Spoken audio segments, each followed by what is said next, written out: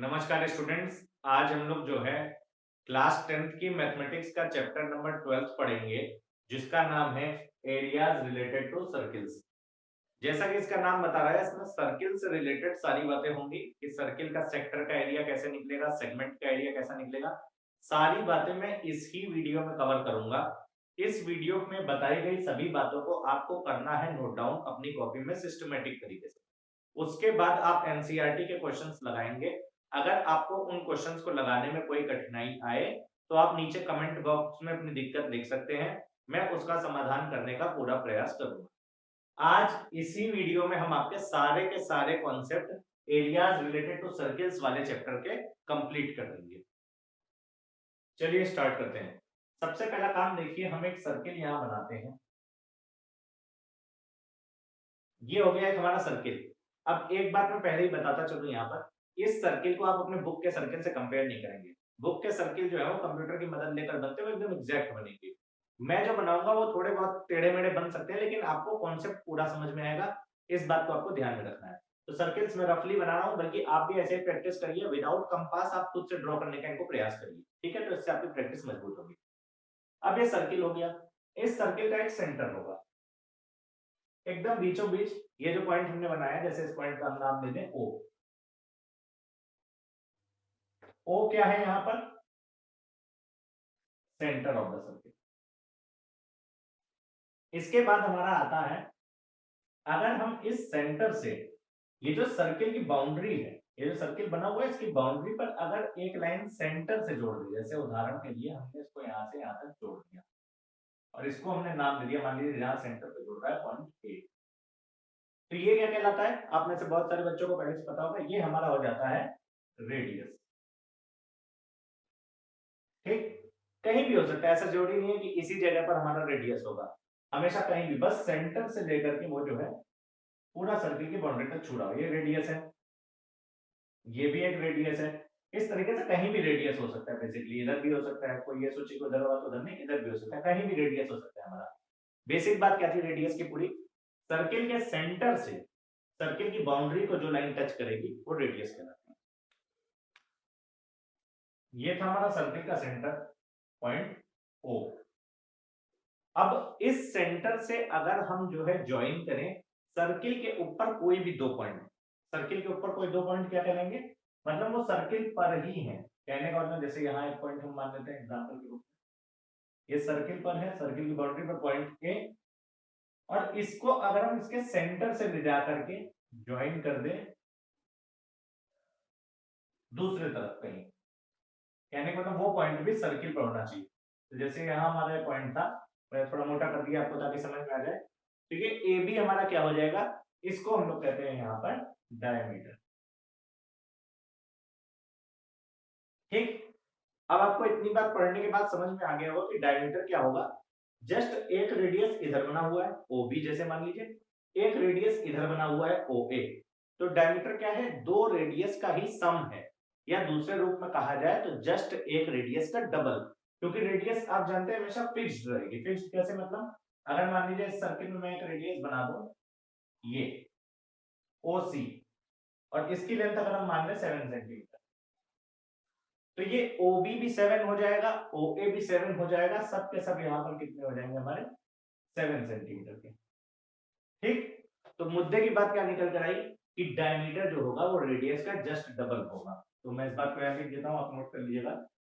Diameter is twice of radius.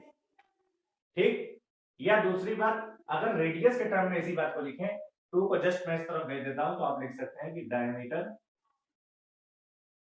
By 2 is equal to radius. ये दो point आपको याद रखने हैं, बहुत से बच्चों को पहले से पता भी होंगे। सीधी सी बात है, क्या मतलब कि डायमीटर रेडियस का दुगना होता है, जस्ट डबल होता है, और रेडियस को अगर डायमीटर के टर्म्स में बात किया जाए तो वो डायमीटर का हाफ होता है। अब हम समझने जा रहे हैं कि सरकमफ्रेंस क्या होता है, या दूसरे शब्दों में कहें तो पेरीमीटर। जैसे आप पीछे पॉलीगन पढ़े होंगे, स्क्वायर का, रेक्टेंगल का, और बहुत सारे पैरेललोग्राम और इस तरीके से बहुत सारे पॉलीगन आपने पढ़े होंगे, तो उसमें पेरीमीटर होता था। सर्किल के केस में हम लोग वही जो पेरीमीटर वहां होता है उसको यहाँ पर सरकमफेरेंस कहते हैं। अब सरकमफेरेंस क्या होता है? जैसे हम सर्किल के बाउंड्री पर कोई भी एक पॉइंट मान ले, जैसे मान लीजिए हमने मान लिया कि ये पॉइंट है ए, ठीक। अब इस ए पॉइंट से हम सर्किल का पूरा एक चक्कर मारकर वापस ए पॉइंट पर आ जाएं, तो ये जो डिस्टेंस हमने कवर करी इसको हम लोग क्या कहेंगे, सरकमफ्रेंस। या सीधे तरीके से आप समझे, जैसे मैं थोड़ा ऊपर बना दे रहा हूँ, बेसिकली हम चल बाउंड्री पे ही गए हैं, हम यहां से चलना शुरू करें और ये पूरा एक चक्कर मारकर इसका वापस इस पे आ गए, ठीक। मैंने ऊपर जस्ट इसलिए बनाया कि आपको दिखे, बेसिकली हम लोग चले किस पर है, हम लोग इसी पर यूं चलते हुए बाउंड्री पर ही गए, ठीक। तो हम वापस जब इस पर आ गए हकीकत में ए पॉइंट पर फिर से, तो ये जो डिस्टेंस हमने कवर करा है यही हमारा क्या कहलाता है, सरकमफेरेंस। तो ये सरकमफेरेंस क्या हो गया, सरकमफेरेंस का मतलब हुआ सर्किल के ऊपर एक पॉइंट से पूरा एक चक्कर लगाना, डिस्टेंस अराउंड द सर्किल, ठीक। इसको हम लोग कैसे डिनोट करते हैं, तो इसका एक फॉर्मूला होता है, बेसिक्स आप पढ़ते भी आ रहे होंगे, पहली क्लासों में भी आपने पढ़ा होगा, 2 पाई आर, ठीक। या इसी को दूसरे शब्दों में आप समझिए कि अगर आप कहेंगे कि सर 2 लिखा है, इनटू लिखा है पाई और इनटू लिखा है आर, तो एक बार को इसको अगर हम ऐसे लिख दें 2 आर पाई, कोई भी तो अंतर नहीं है, जस्ट लिखने का सीक्वेंस बदल गया। जैसे आप सोचिए आप लिखा हो 2 इंटू 3 इंटू 5, उसी बात को हम लिख लें 5 इंटू 3 इंटू 2 या 2 इंटू 5 इंटू 3, रिजल्ट तो सबका सेम आना है। वही बात यहाँ पर 2 इंटू पाई इंटू आर लिखी थी, तो मैंने उसको 2 इंटू आर इंटू पाई लिख दिया। अब यहाँ से आप कहेंगे कि सर अभी आपने लिखा था कि 2r को तो हम क्या लिख सकते हैं, डायमीटर, तो इसी बात को हम लिख सकते हैं बेसिकली d इंटू पाई, ठीक है। और अगर इसको आप और ध्यान से समझना चाहें, ये भी एक इंपॉर्टेंट बात है, इसको भी आप लोग कायदे से नोट कर लीजिएगा, सरकमफेरेंस डायमीटर के टर्म्स में कैसे लिखा जाएगा, तो डायमीटर के टर्म्स में हम इसको लिखेंगे d इंटू पाई, और रेडियस के टर्म्स में आपको कौन सा लिखा है, ये रेडियस के टर्म्स में circumference is equal to 2 pi r, जो आप पढ़ता भी होगा, पता क्या है, सेम ही चीजें हैं, दोनों को अलग नहीं है, बस लिखने का तरीका बदल। अब आप देखेंगे कि हम एक और यहाँ पर रिजल्ट बना सकते हैं कि अगर मैं डायमीटर को इधर भेज दूं तो हमारा सरकमफेरेंस अपॉन डायमीटर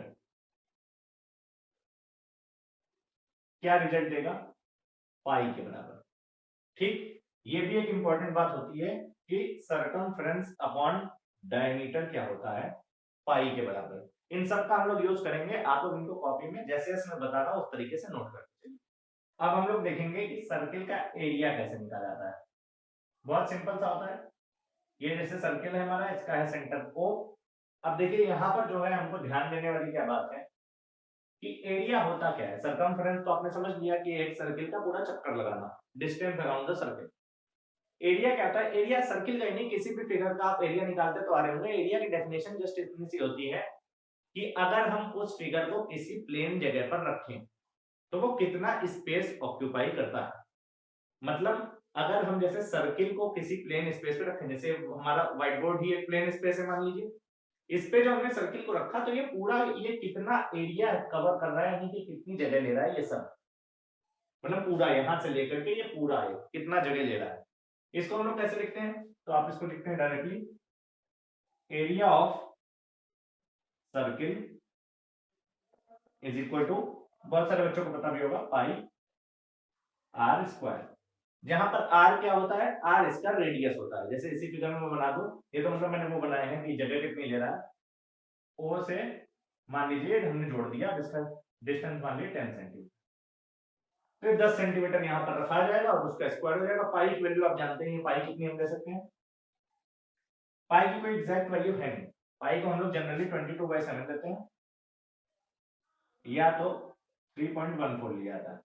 3.14 भी एग्जैक्ट नहीं है, इसके आगे बहुत सारी प्लेसेस तक ये चला है, ठीक है, लेकिन हम लोग इसको जनरली राउंड ऑफ करके 3.14 भी यूज कर लेते हैं। क्वेश्चन में जब तक कुछ नहीं कहा जाता है तब तक 22/7 पाई की वैल्यू रखते रहते हैं। अगर वो स्पेसिफिकली कहे कि 3.14 रख के क्वेश्चन सॉल्व करिए तो हम क्वेश्चन को 3.14 रख कर ही सॉल्व करेंगे। अब हम लोग देखेंगे कि सेक्टर और सेगमेंट क्या होते हैं। नाम तो आपने सुना होगा कि सर्किल में एक सेक्टर होता है, एक सेगमेंट होता है। अब हम लोग देखेंगे और इनको मैं दो भाग में समझाऊंगा, इधर मैं सेक्टर समझाता हूं, उधर सेगमेंट समझाता हूं, तो आपको बातें ज्यादा स्पष्ट हो जाएंगी और दोनों में अंतर भी समझ में आ जाएगा। यहाँ पर जैसे हम लोग देखने जा रहे हैं कि सेक्टर क्या, सेक्टर ऑफ सर्किल। और इस तरफ राइट हैंड साइड में लोग देख लेते हैं सेगमेंट ऑफ सर्किल। ठीक, बेसिक सी बातें होंगे तो दोनों सर्किल में ही, तो पहले एक सर्किल बना लेते हैं। एक ये सर्किल हो गया, एक ये सर्किल हो गया, दोनों का एक सेंटर होगा।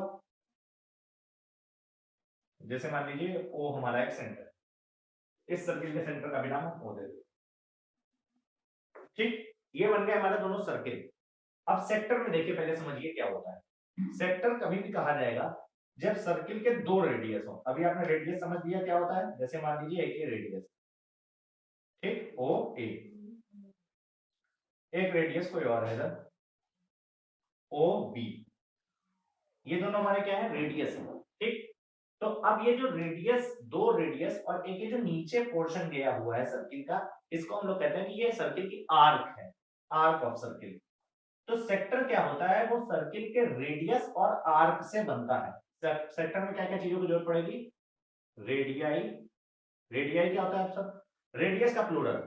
रेडियस जैसे आप सिंगुलर और प्लूरल पढ़े होंगे, एक वचन बहुवचन, तो सिंगुलर में अगर कहें तो रेडियस, और एक से ज्यादा रेडियस है तो उनको रेडियाई कहा है।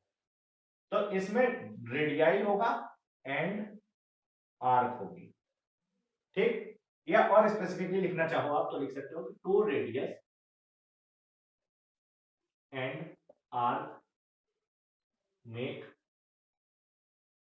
Sector of a circle.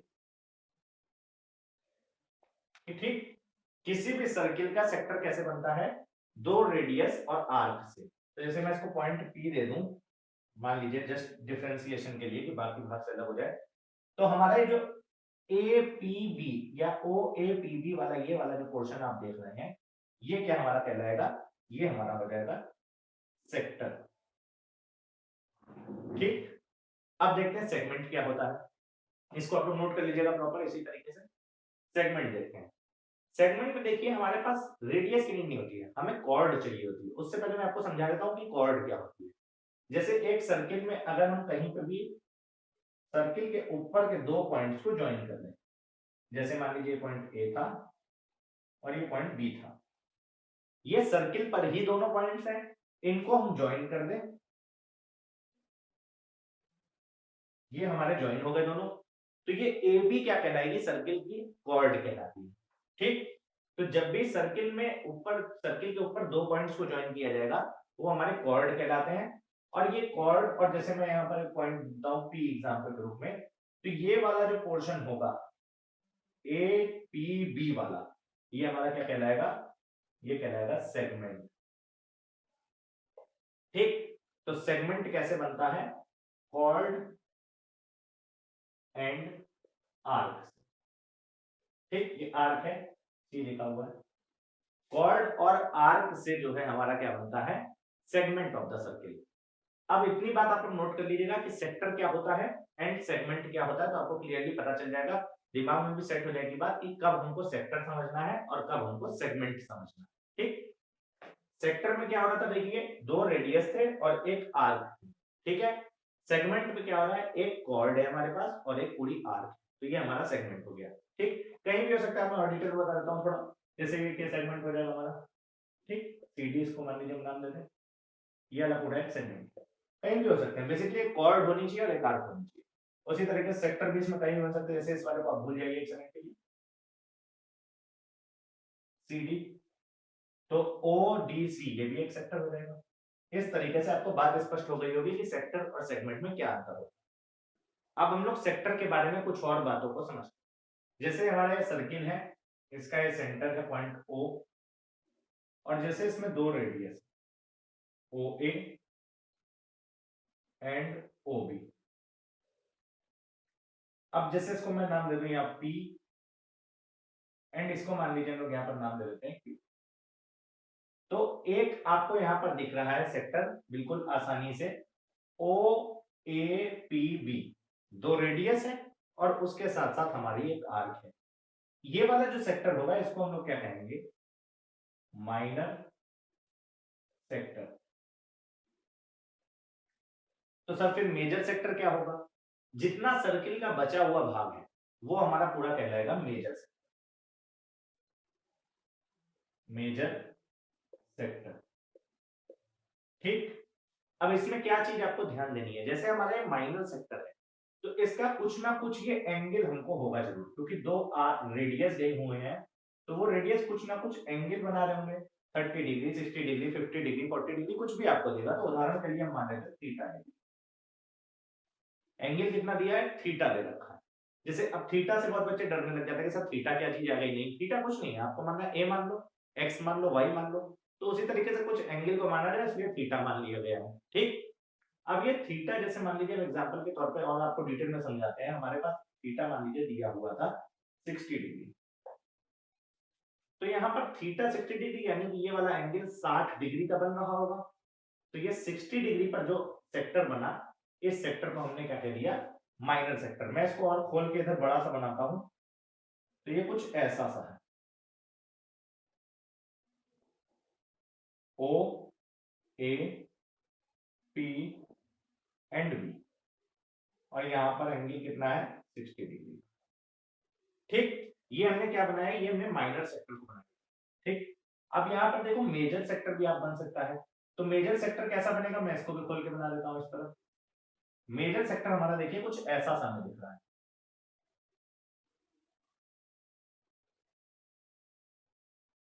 ये है हमारा मेजर सेक्टर जिसका नाम क्या है, ओ ए क्यू बी, ठीक। ओ ए क्यू बी जो है ये हमारा मेजर सेक्टर है, कौन वाला, ये वाला पोर्शन नहीं, ये वाला पूरा बचा हुआ वाला, ये वाला, ठीक। इसको हम लोग मेजर सेक्टर कहेंगे।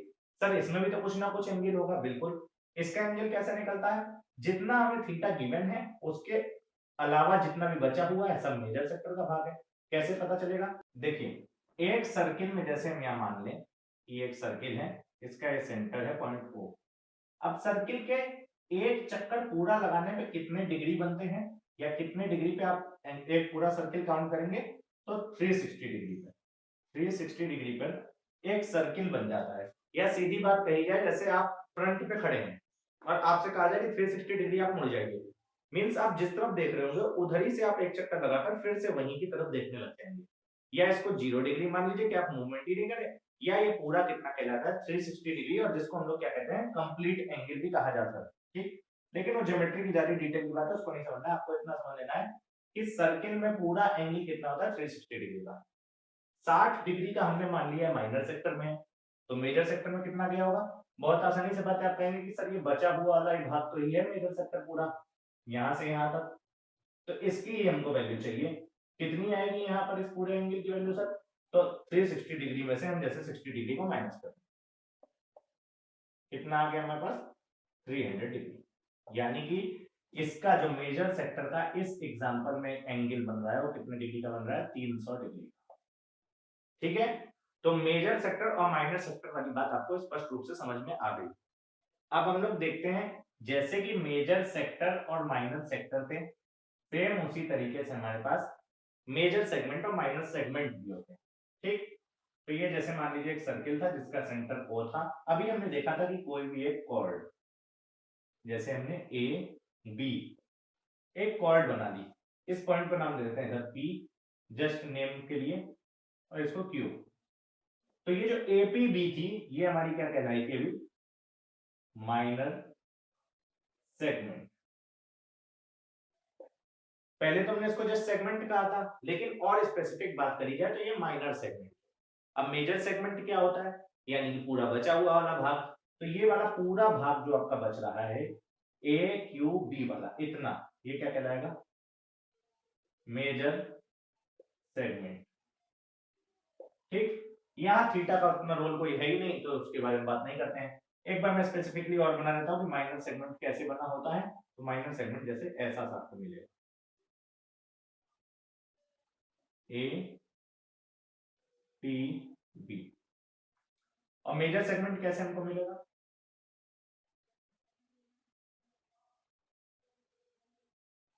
यहाँ कहीं सेंटर होगा, ओ ए क्यू और बी, तो ये हमारा हो जाएगा मेजर सेगमेंट। अब हम लोग इन लोग के एरिया के बारे में देखेंगे कि कैसे इनका एरिया निकलता है।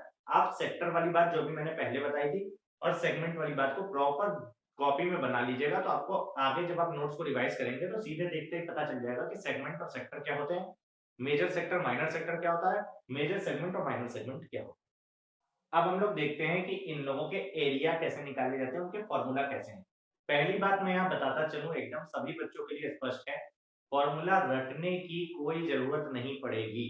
ठीक, आप वीडियो को देखिए और फिर कमेंट में लिखिएगा सच में कि क्या फॉर्मूले याद करने पड़ेंगे। कोई फॉर्मूला याद करने की जरूरत नहीं, आप सब फॉर्मूले डिराइव कर सकते हैं। जस्ट आपने एक बार डिराइव करना सीख लिया, वीडियो के बाद खुद से प्रयास करिएगा और आपको मेमोराइज रह जाएंगे। जस्ट आप क्वेश्चन सॉल्व करते जाएंगे और आपको हमेशा के लिए मेमोराइज हो जाएंगे। रटना नहीं है किसी चीज। जैसे हमारा सर्किल है, इसका ये सेंटर है O। अब हम इसमें एक सेक्टर बनाते हैं,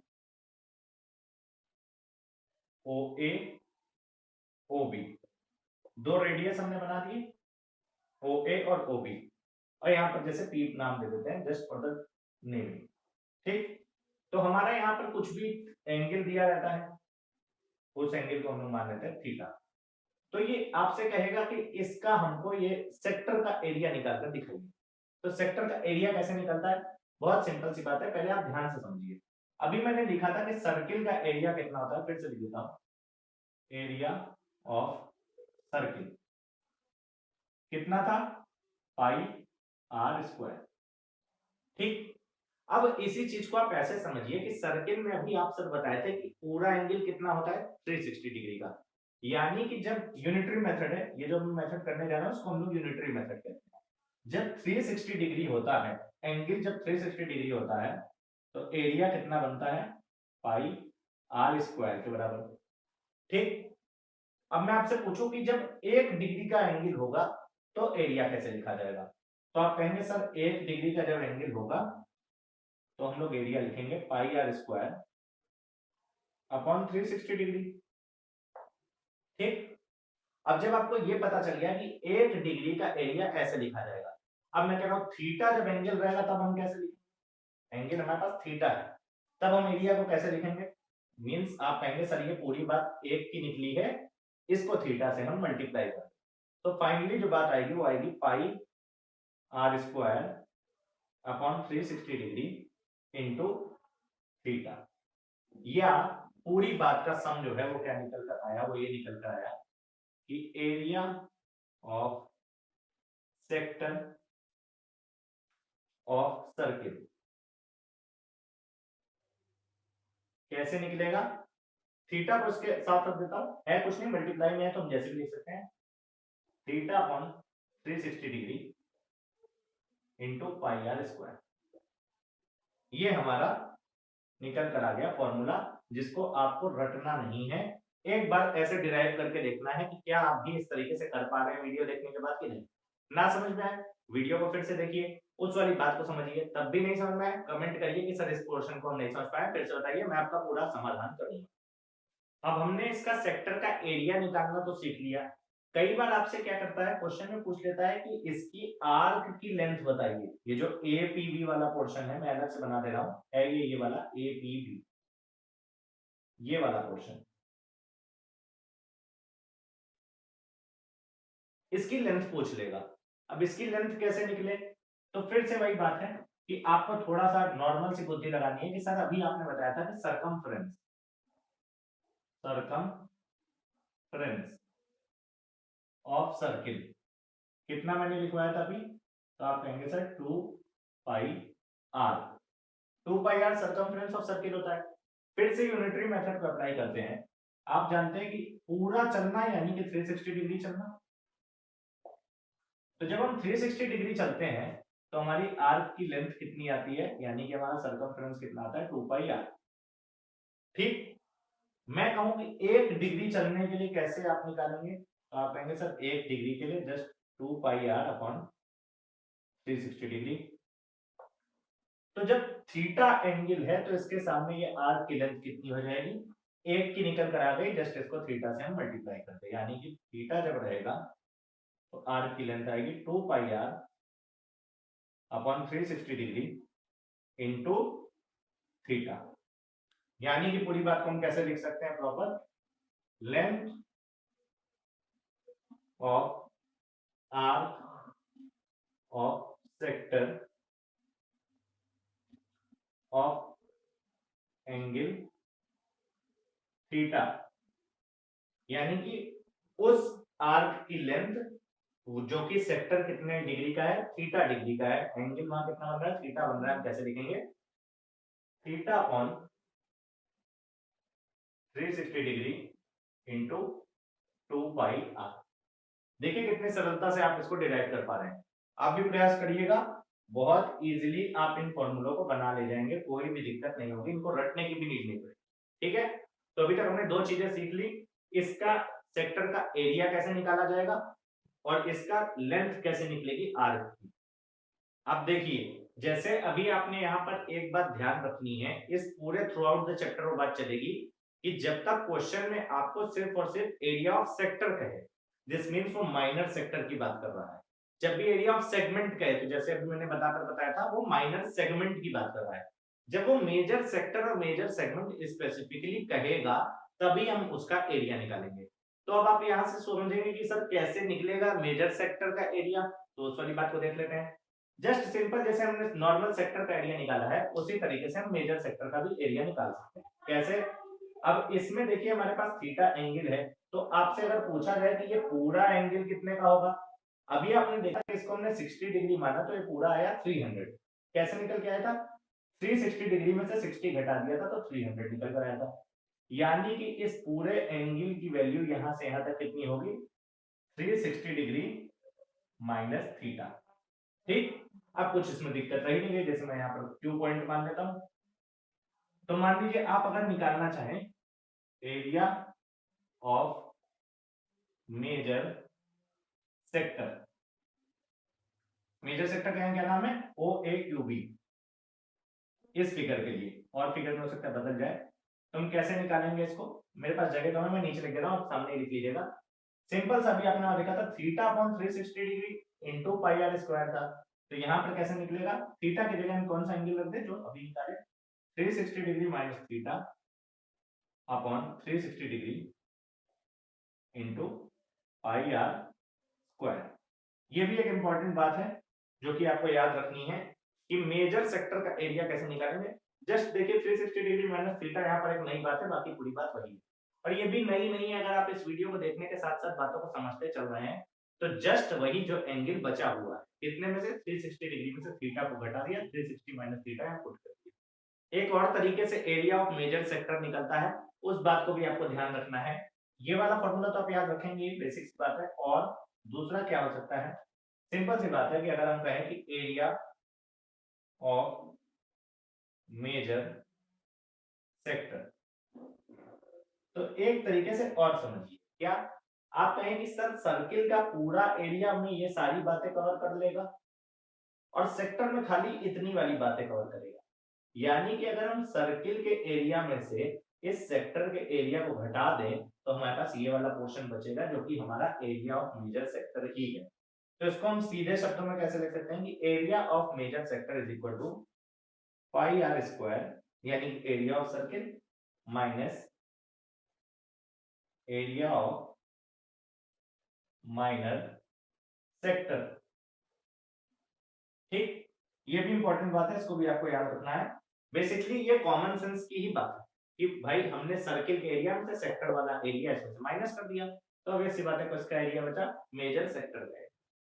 अब हम लोग देखते हैं कि सेगमेंट का एरिया कैसे निकाला जाएगा। ये हमारा एक सर्किल है जिसका ये सेंटर है O। सेगमेंट कैसे बनता है अभी मैंने बताया, कोई कॉर्ड मान लीजिए, जैसे हमारी ये कॉर्ड थी AB, और यहाँ पर कोई पॉइंट मान लेते हैं P। तो ये वाला जो पोर्शन था ये हमारा कौन सा कहलाता था, सेगमेंट, और more specifically minor segment. Segment में भी वही बात याद रखनी है, जब तक कुछ नहीं कहा जाएगा इसका मतलब एरिया ऑफ सेगमेंट का है, मींस माइनर सेगमेंट निकालना है। जब वो स्पेसिफिकली कहेगा कि आप मेजर सेगमेंट का ही एरिया निकालिए, तब वो कहेगा कि एरिया ऑफ मेजर सेगमेंट निकालिए। कुछ नहीं बोल रहा, area of segment means minor segment. कैसे इसका एरिया निकाला जाए? अब इसका एरिया निकालने के लिए आपको कुछ कंस्ट्रक्शन करना पड़ेगा। क्या कंस्ट्रक्शन करना पड़ेगा? आपको इसके दो रेडियस जोड़ने पड़ेंगे। कहां पर? रेडियस तो कहीं भी बन सकता है, इधर भी बन सकता है, इधर भी, लेकिन वो हमारे काम के थे। हमारे काम के कौन से रहेंगे? रेडियस को ऐसी जगह पर ला करके जोड़िए जहां से कॉर्ड की शुरुआत हुई। तो जैसे मान लीजिए ये पॉइंट पर, ए पॉइंट पे हमने जोड़ दिया और एक बी पॉइंट पर जोड़ दिया। अब आप जान रहे हैं कि यहाँ पर ये तो रेडियस है, रेडियस को मैं स्मॉल आर से दिखा दे रहा हूं। तो ये ओ ए पी बी, ये पूरा पोर्शन क्या बन गया? अभी आपने देखा था कि सर ये तो सेक्टर बन गया, तो इसका कोई एंगल होगा, कितना मान लेते हैं? थीटा। तो जैसे थीटा यहाँ पर मिल गया, तो अगर हम इसी के अकॉर्डिंग लिखना चाहें तो एरिया ऑफ सेगमेंट, क्या नाम है सेगमेंट का हमारे? एपीबी। एपीबी वाले सेगमेंट का एरिया आप कैसे निकालेंगे? तो आप कहेंगे कि सर एक तरीका समझ में आ रहा है कि अगर हम सेक्टर का एरिया निकालते हैं तो उसमें पूरा पोर्शन कवर होता है। सेक्टर का एरिया मतलब यहां से यहां तक पूरा, और ट्राइंगल का अगर एरिया निकालें ओ ए बी वाला तो उसमें ये वाला एरिया केवल कवर होगा। यानी कि अगर हम इस सेक्टर के एरिया में से इस ट्राइंगल का एरिया घटा दें तो हमें सेगमेंट वाला एरिया पूरा प्रॉपर मिल जाए। तो इसी बात को अगर हम लिखना चाहें तो किस तरीके से लिखेंगे? मैं नीचे लिख रहा हूं, आप सामने भी लिख सकते हैं, कोई दिक्कत नहीं है। Area of sector O A P B minus कर दीजिए इसमें से क्या? Area of triangle O A B. Simple सी बात है। अब यहां पे हमको ये वाले पोर्शन का एरिया मिल चुका है जो कि हमारा सेगमेंट है, यानी कि या तो सेगमेंट या माइनर सेगमेंट। तो अगर प्रॉपर पूरी बात को मैं लिखूं फॉर्मूले में तो ये क्या बनेगा? Area of minor segment is equal to area of corresponding sector minus area of, मैं इधर लिख दे रहा हूं, नीचे भी लिख सकते हैं, एरिया ऑफ करस्पॉन्डिंग ट्रायंगल। देखिए सिंपल सी बात है, जो बात ऊपर लिखी थी उसी को मैंने लैंग्वेज के फॉर्म में लिख दिया है। यानी कि हम कभी भी सेगमेंट का एरिया निकालेंगे तो कैसे निकालेंगे? सेक्टर के एरिया में से ट्रायंगल का एरिया माइनस कर दीजिए, आपको सेगमेंट का एरिया मिल जाएगा। बड़ी आसान। अब जैसे हमने अभी देखा था कि मेजर सेक्टर का भी एरिया था, सिमिलरली उसी तरीके से मेजर सेगमेंट का भी एरिया होगा। तो अगर आप लिखना चाहें area of major segment, major segment यहां कौन सा हो जाएगा? जैसे मैं यहां पर मान लेता हूं कि पॉइंट क्यू था, तो मेजर सेगमेंट में एक बार आपको बता दूं ये वाला पूरा एरिया हो जाएगा। मैंने भी पीछे बनाकर दिखाया था, प्रॉपर जब सेगमेंट वाली बात आपको समझाएगी। तो ये पूरा पोर्शन यहां से ये कौन सा हो जाएगा? हमारा मेजर सेगमेंट। क्योंकि माइनर सेगमेंट तो सिर्फ और सिर्फ कितना है? एपीबी।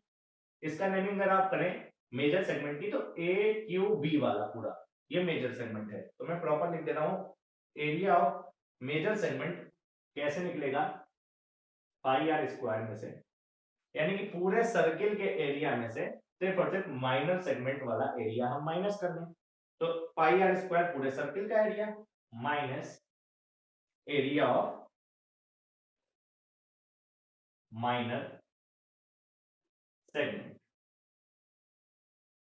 ठीक, इतनी बातों को पढ़ने के बाद आप आसानी से सारे क्वेश्चंस को लगा सकते हैं।